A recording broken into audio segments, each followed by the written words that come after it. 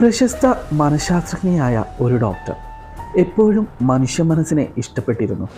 രോഗികളുടെ പെരുമാറ്റം പഠിക്കാൻ അവൾ വർഷങ്ങളോളം ചിലവഴിക്കാറുണ്ടായിരുന്നു. പക്ഷേ സംഭവിക്കാൻ പോകുന്ന കാര്യങ്ങളൊന്നും തന്നെ അവളെ ബാധിച്ചിരുന്നില്ല.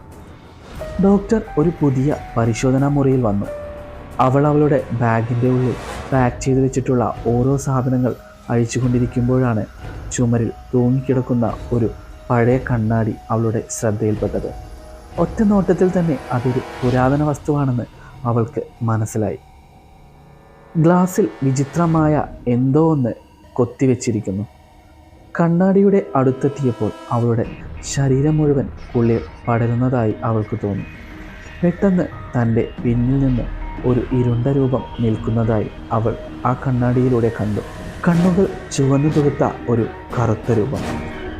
ഡോക്ടർ ചുറ്റും നോക്കി, പക്ഷേ അവിടെ ആരും ഉണ്ടായിരുന്നില്ല. അവൾ കണ്ണാടിയിലേക്ക് തിരിഞ്ഞു. രൂപം കൂടുതൽ അടുത്തിരിക്കുന്നു. അതിൻ്റെ കണ്ണുകൾ രക്തപുഷ്പം പോലെ ചുവന്നു തുടുത്തു. ഡോക്ടർ അവിടെ നിന്നും ഓടാൻ ശ്രമിച്ചു.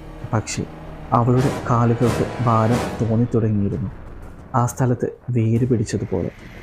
ആ രൂപം അവളുടെ പേര് മന്ത്രിക്കാൻ തുടങ്ങി.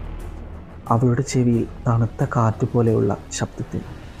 പെട്ടെന്ന് കണ്ണാടി തകർന്നു വീണു. അവളെ ആ ഇരുട്ട് കണ്ണാടിയിലേക്ക് വലിച്ചു കൊണ്ടുപോയി.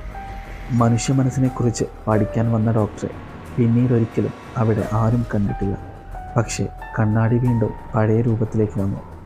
ഉള്ളിൽ ഒളിഞ്ഞിരിക്കുന്ന ഭയാനകതയുടെ വേട്ടയാടുന്ന ഓർമ്മപ്പെടുത്തൽ.